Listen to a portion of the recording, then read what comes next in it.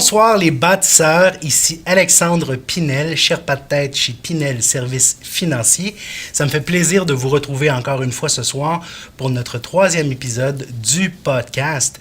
Vous avez été nombreux à communiquer avec nous cette semaine pour nous poser des questions, interagir, c'est vraiment super. Vous pouvez toujours le faire via notre page Facebook ou encore via directement le blog de notre cabinet de services financiers au pinelsf.com.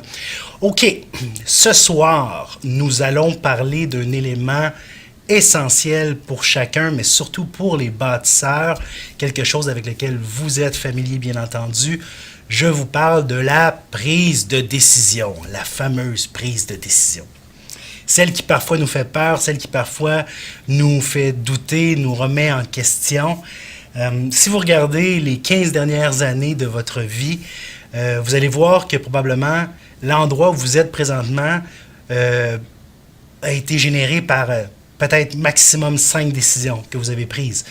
Ces décisions-là ont fait de vous la personne que vous êtes.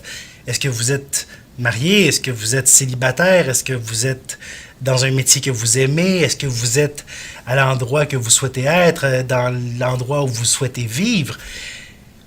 On se rend compte que c'est très fragile, hein, tout ça, que c'est quelque chose de très, très délicat, puis en même temps, ça peut donner le vertige.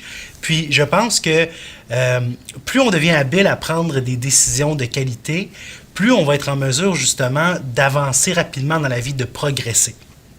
C'est très, très, très important d'apprendre à faire des décisions, mais également à faire des décisions difficiles. Et c'est vraiment un des éléments clés que beaucoup de gens craignent dans la vie, faire une décision difficile.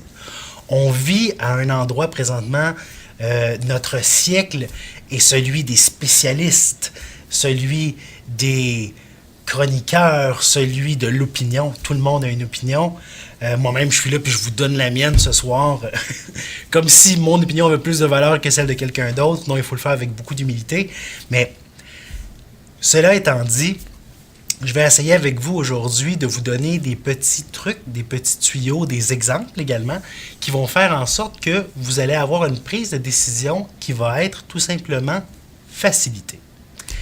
Il y a 2 éléments habituellement qui nuisent à la prise de décision. Premièrement, le doute. Vous savez, le fameux doute qu'on a à l'intérieur de soi. On se dit, est-ce que c'est la bonne décision? Est-ce que j'ai fait le bon choix? Est-ce que j'ai pris le bon chemin? Est-ce que j'ai pris le bon outil? Est-ce que je suis en train de faire la bonne chose? C'est la portion intérieure, le doute intérieur que l'on a. L'autre aspect également, qui est quand même assez important, c'est la question de l'adhésion. Une fois qu'on a pris notre décision, une fois qu'on a commencé à mettre en place quelque chose, que ce soit au point de vue personnel, au point de vue professionnel, on va souvent se retrouver avec le fardeau de la preuve, si on veut. On va devoir expliquer aux gens pourquoi on pense que c'est la bonne chose. Pourquoi on pense que ces gens-là devraient adhérer aussi à cette idée. Et c'est le cas pour toutes les grandes idées, parce que quand vous avez une bonne idée, que vous avez un grand changement que vous voulez faire dans votre vie, évidemment qu'il va y avoir toutes sortes de gens autour de vous pour se questionner sur les motifs, le bien fondé, la valeur de ce que vous faites. Nous-mêmes, dans le cabinet ici, on fait souvent des analyses techniques, ou on fait des recommandations que les gens à la base ont un petit sursaut. Oh, pourquoi je devrais prévoir mon gain en capital au décès? Pourquoi je devrais commencer à m'intéresser à l'assurance maladie grave? J'ai seulement 22 ans, j'ai 23 ans, je suis en pleine santé, je suis en pleine forme, je n'ai pas besoin de m'intéresser à ça. Dans un aspect stratégique, il va toujours avoir une portion de l'équation qui va reposer sur votre capacité à prendre la bonne décision. Parce que les décisions sont ce qui vont faire en sorte que vous serez à un endroit précis dans 2 ans, dans 5 ans, dans 2 heures, dans 8 heures. Parfois, une petite décision peut vraiment changer tout le cours du chemin. On va regarder ça un petit peu ensemble.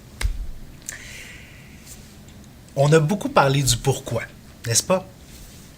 lors des 2 derniers épisodes, je vous ai beaucoup fait insister sur votre pourquoi, sur votre moteur. Qu'est-ce qui vous mène à faire les choses? Et là, on arrive dans la deuxième étape, le comment. Si je suis certain de ce que je veux faire, que je connais bien mon moteur, que je sais pourquoi je le fais, que je suis déterminé à le faire, eh bien évidemment, je vais devoir mettre en place une série d'actions, inévitablement, qui vont me mener vers ce chemin-là. Sinon, c'est juste du wishful thinking, OK? On est juste dans, finalement, des idées qui traînent à gauche, à droite. Évidemment, ce genre de réflexion vide qui ne mène pas à des actions sera immensément complexe pour le futur. Parce que si vous n'avez pas une action qui est directement rattachée à votre prise de décision, ça va rester dans l'ordre des idées. Dans le fond, c'est la différence entre faire un rêve ou faire un projet. Ça se résume à ça.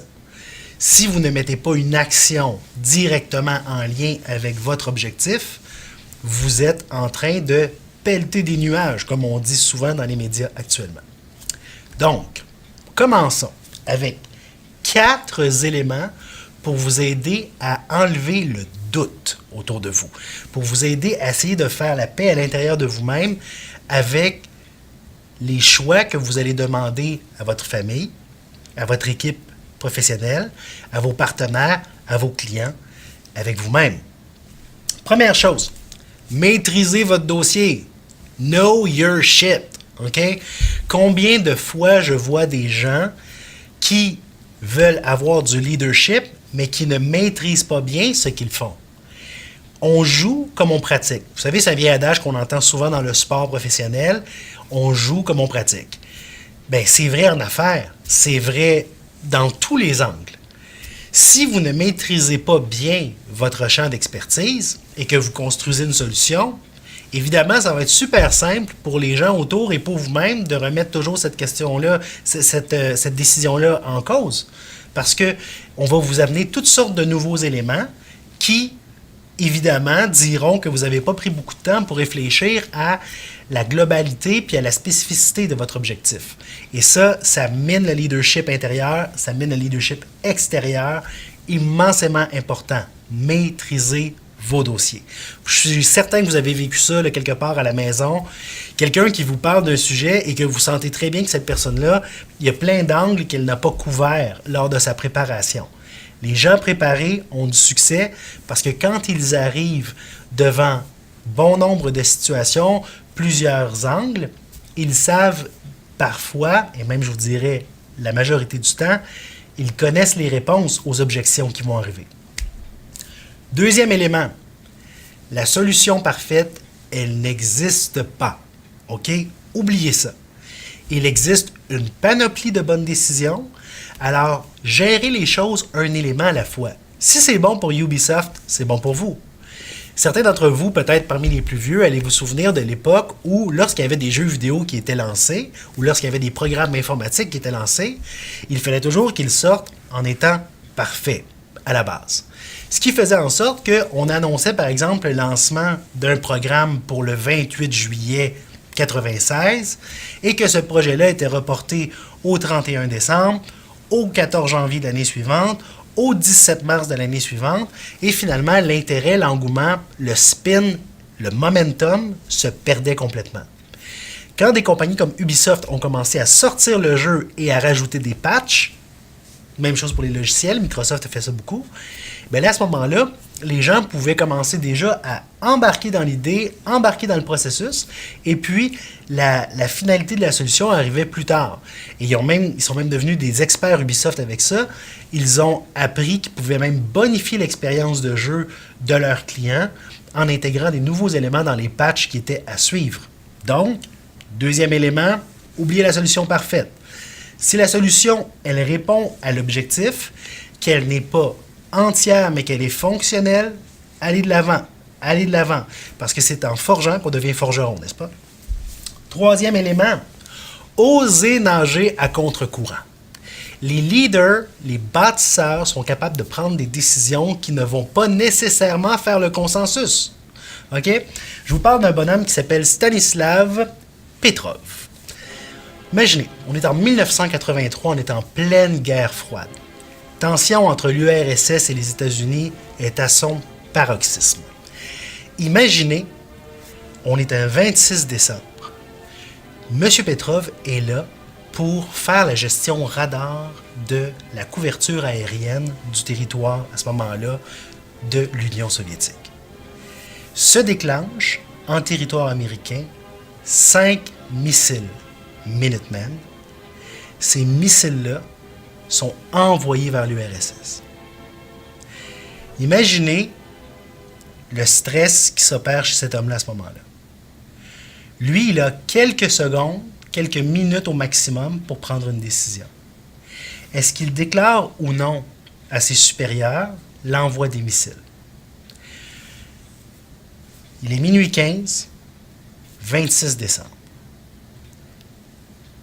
M. Petrov décide de ne pas déclarer l'incident parce qu'il se dit, parce qu'il connaît son dossier, que ça fait aucun sens que si peu de missiles aient été envoyés si c'est vraiment une attaque nucléaire. Alors il prend la décision de ne pas signaler l'événement. Quelques instants plus tard, on découvrira qu'il y a eu un problème avec le système de repérage des missiles et que c'était simplement un reflet du soleil qui avait envoyé un mauvais signal à l'équipement, dans le fond technologique de détection. Si à ce moment-là, cet homme-là avait pris une décision différente, automatiquement, l'Union soviétique aurait fait une réponse de missiles et les États-Unis auraient cru que c'était une attaque soviétique. Donc, n'ayez pas peur. Si l'information que vous avez, que vous connaissez, que vous maîtrisez, vous dit que vous avez raison de ne pas prendre cette décision-là ou de prendre cette décision-là, n'hésitez pas, prenez-la. Ce qui nous amène au 4e point. Vous êtes en charge. Ce n'est pas personne d'autre que vous qui allez prendre cette décision-là. Vous allez vivre avec la conséquence, positive ou négative. Mais à partir de l'instant où vous êtes en charge, que vous avez les bonnes données dans les mains, que vous connaissez l'intention, à ce moment-là, n'hésitez pas, faites-vous confiance. Faites-vous confiance. Vous allez prendre des milliers de décisions dans votre vie. Des milliers. Il va en avoir des mauvaises, je vous l'assure. Mais comme dirait mon vieux père, quand on fait rien, on ne se salit jamais. Donc, ayez pas peur de vous salir une fois de temps en temps. Vous allez voir, avec le temps, au final, vous allez prendre beaucoup plus de bonnes décisions que de mauvaises décisions. Wayne Gretzky disait souvent qu'on manque 100% des tirs que l'on n'essaye pas vers le filet. Alors, je pense qu'il a raison. Il faut se donner la latitude pour pouvoir prendre des chances, essayer des choses. Maintenant, tournons-nous vers l'adhésion. Comment faire en sorte que les gens autour de nous se sentent en confiance, se sentent bien, aient envie d'adhérer au projet, qu'ils aient envie de nous supporter dans l'action? Parce que l'environnement, on va le voir dans les prochaines capsules, c'est la clé du succès. Plus vous avez un environnement qui vous supporte, plus vous avez de chances de réussir, ça va de soi. Premier élément, apprenez à communiquer efficacement et simplement vos idées. C'est pas compliqué. Les gens n'adhèrent pas à ce qu'ils ne comprennent pas. Si aujourd'hui j'arrivais avec des théories ultra complexes et sophistiquées, il y aurait peut-être 5-10% d'entre vous qui sont déjà très familiers avec les concepts, qui diraient « Hey, c'est fantastique ». Et c'est peut-être pour ça que présentement vous êtes dans votre salon, ou dans votre cuisine, ou sur votre téléphone cellulaire, dans le métro, peu importe, et vous êtes en train de vous dire « Mais c'est donc bien élémentaire, qu'est-ce qu'il dit ce gars-là ». Et vous avez raison. Peut-être qu'à votre niveau de compréhension à vous, ce que je suis en train de dire là, c'est immensément basic. Tant mieux. Les gens qui ont du succès se retrouvent toujours à revenir aux bases parce qu'ils savent que c'est là que tout se passe. Deuxième élément, dévoiler le plan de match global. Quand vous prenez une idée et que vous la donnez en petits morceaux, serrés, par petites miettes, à tout le monde, un pas à la fois, ça génère de l'anxiété, ça génère de l'inquiétude. Les gens sont intelligents autour de vous. Si vous êtes en mesure de leur donner le point de vue global, ils peuvent travailler dans votre sens. Ils vont travailler dans votre propre intérêt. Le meilleur exemple qu'on a de ça, c'est Martin Luther King. Tout le monde connaît le fameux speech « I have a dream ». Bon, alors on est au Lincoln Memorial à Washington, 1963. Habituellement, Martin Luther King n'a jamais de notes. Il parle comme ça, librement. Mais, vu l'importance du rassemblement, il veut absolument s'assurer d'avoir un message contrôlé. Il a écrit et il a pratiqué. Et la mayonnaise prend pas, la sauce prend pas. Il n'y a rien qui se passe. Contrairement habituellement dans ces autres envolées oratoires, ces autres discours où il y avait de l'émotion, c'est trop intellectuel. Et puis, si vous écoutez le tape, vous allez voir. Vous allez sur YouTube, là, vous tapez ça, je vais peut-être essayer de mettre un extrait tout à l'heure. Vous allez vous rendre compte d'une chose. Vous entendez une femme en bas qui dit « Tell them about the dream, Martin ». Cette femme-là, je regarde son nom pour être sûr, Mahalia Jackson. C'est une chanteuse qui est dans l'entourage à ce moment-là de Martin Luther King, qu'il a entendu à maintes fois dans des réunions, dans des soupers, dans différentes situations, parler de ce fameux rêve qu'avait Martin Luther King. Imaginez s'il n'avait pas partagé cette idée. Probablement qu'aujourd'hui, on parlerait de Martin Luther King, mais jamais comme cette espèce de flambeau, ce moteur, cette source d'inspiration intarissable qu'il a été. Troisième élément pour générer de l'adhésion, communiquer avec du respect et de l'écoute. Voyez-vous, il y a un ratio fantastique que la nature a fait dans la vie. Elle nous a donné à tous 2 oreilles pour une seule bouche. Ça, c'est le ratio naturel, génétique, dans l'ADN du leadership. Si vous écoutez 2 fois plus que vous parlez, vous allez permettre aux gens qui sont là non seulement de nourrir vos idées, de nourrir vos projets, mais bien entendu de se sentir écoutés. Et même si les gens aiment une idée, même si les gens voient un potentiel, à partir de l'instant où ils ne se sentent pas reçus, accueillis, c'est immensément difficile pour eux d'adhérer à quelque chose, de se sentir comme étant partie intégrante de ça. Donc, plus vous allez écouter, plus vous allez avoir des gens qui vont être favorables à ce que vous proposez. 4e point, soyez bien entendu le premier à donner l'exemple. Si vous demandez à des gens de suivre une idée parce que vous en êtes tellement convaincu que vous trouvez que votre pourquoi est à ce point important, à partir de l'instant où vous-même, vous n'êtes pas complètement dans l'exécution de cette idée, ben écoutez, ça envoie un message de dissonance immense. Si vous dites à quelqu'un « Faites ceci, mais moi je ne le fais pas », à moins qu'il y ait une simple et bonne raison que vous pouvez clairement communiquer, donc je reviens au point numéro 1, apprendre à communiquer clairement, ça va tout de suite envoyer un drôle de signal à ces gens-là. Ça va envoyer un drôle de signal à votre entourage, à votre famille, à vos enfants, à vos collègues, à vos partenaires.